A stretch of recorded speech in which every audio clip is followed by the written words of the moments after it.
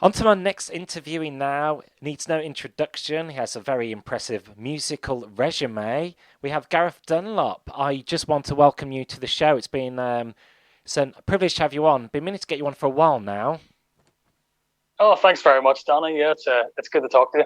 but you're finally here. And I know it's cliche in many interviews, and the presenter always says, "How did you enter the music industry?" I'm going to ask you this first. Oh no, all good, all good. So yeah, I mean, I didn't really grow up surrounded by a lot of musicians or surrounded by the industry at all.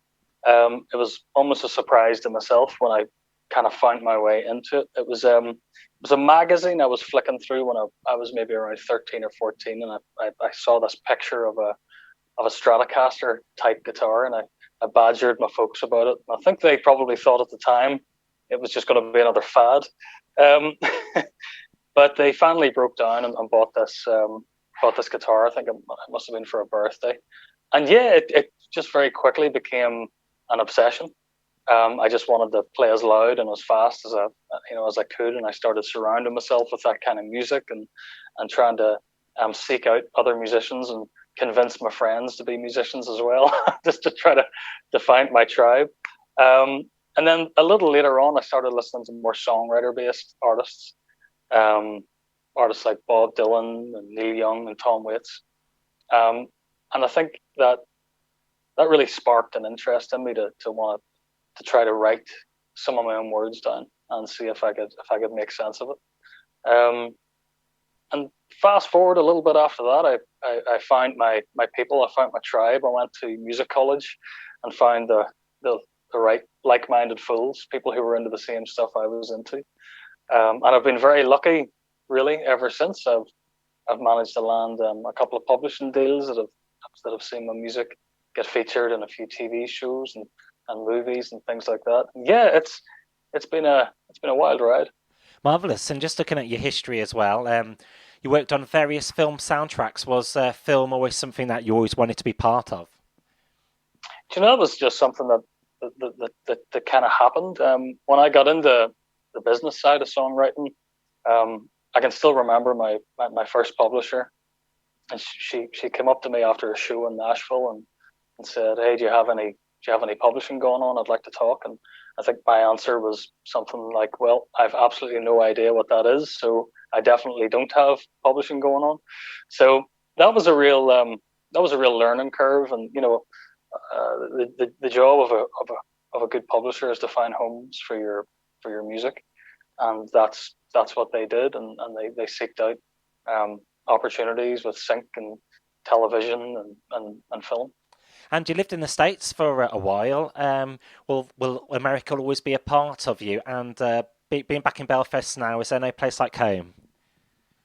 Yeah, it's I mean, Nashville in particular, it does feel very much like a second home to me. I have a lot of friends out there, a lot of people I work with out there, and I always love going back. But you know, when COVID hit and nobody could go anywhere, I kind of um, I really embraced being home and being around my kids, being around my family.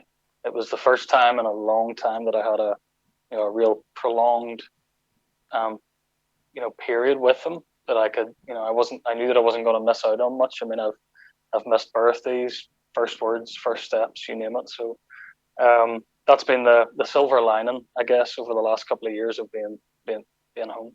And what's that feeling like coming back from being on the road on the tour and you're just coming back into Belfast? What's that feeling like when you're homebound?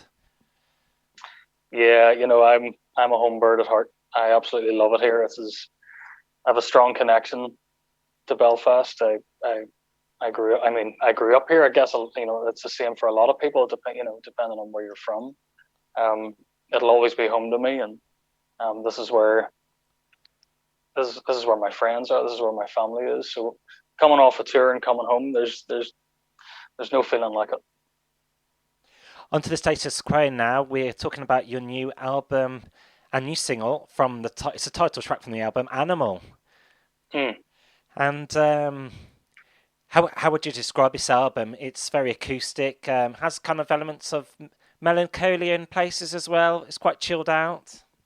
Hmm. Yeah, this was, for this record, I wanted to try to stretch myself a little bit and try to preserve the acoustic side of what I've always done, but also bring in um, more synth and electronic elements and see how those two worlds would go together. And yeah, it was kind of the grand experiment. And Animal, the title track, was the first sort of step in pulling this project together. It was the first song that I wrote for the project, um, and I remember after it was finished, I knew that it felt different to anything else that I'd ever tried to write before. Um, and it was really just a question of, well, I wonder, do I have any more like that in me? And I went digging. And you mentioned the use of synthesizers. They're quite prominent when you put the CD in, you press play, and you can hear the strong synths really work well with the different instrumentation you use. Mm-hmm. Yeah, that was I kind of grew up with I grew up with two. I was the youngest of four. My two older sisters.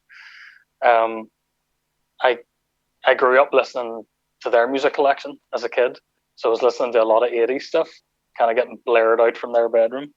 Um, so a lot of those sounds and textures, I think, were always, I was always aware of them anyway. And then that kind of spark got reignited a few years ago.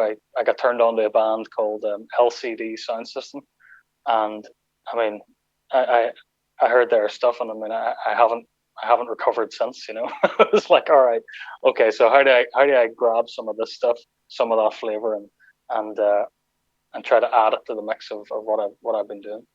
And Animal, are you are all creatures great and small close to your heart? Animals? Yeah, yeah, no, absolutely. I'm a big softie at heart. I grew up.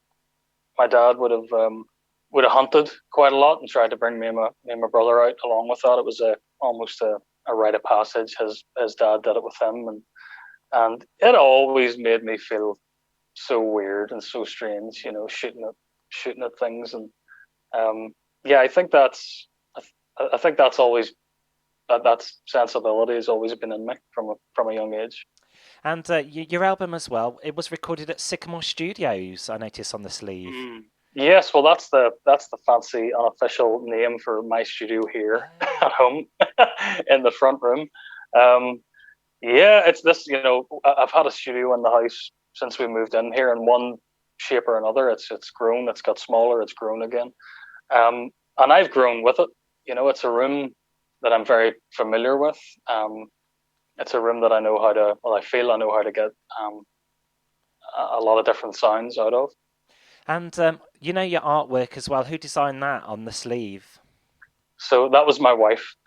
She is an incredible artist, incredible painter, and that's something that set of skills I was not blessed with. I could draw you a stick man, and you would not recognize it as such. So my wife Amy, she stepped in and painted that for me. It's I think she pulled it off a video still that she'd taken off me, and yeah, and got to work. And will there be an upcoming tour, maybe around the UK island? There is. So I'm getting ready to hit the road with Foy Vance and Lee Rogers next week. I'm actually going to be away for the whole month of May in the States, and then I get back. I'm off for a little while. I might have some shows getting pulled together in the summertime, and then I'm back out with Foy around the UK and Ireland towards the end of August and through early September.